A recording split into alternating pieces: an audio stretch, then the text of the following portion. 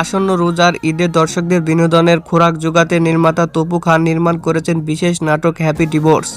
Tune তেহরিনের রচনায় এই নাটকের প্রধান দুই চরিত্রে অভিনয় করেছেন জনপ্রিয় জুটি ফারহান আহমেদ জুবান ও কেয়া পায়েল।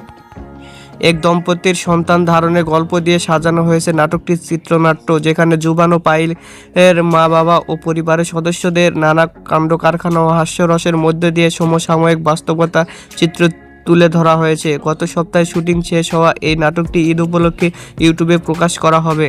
নাটকটিতে অভিনয় প্রসঙ্গে জুবান জানান, গল্পটি মূলত তাদের সন্তান নেওয়াকে ঘিরে, কারণ জুবানের মা বাবা নাতি নাতনির মুখ দেখতে চান। সবাই মিলে একটি ভালো উপহার দেওয়ার চেষ্টা করে বলে জানান এই অভিনেতা।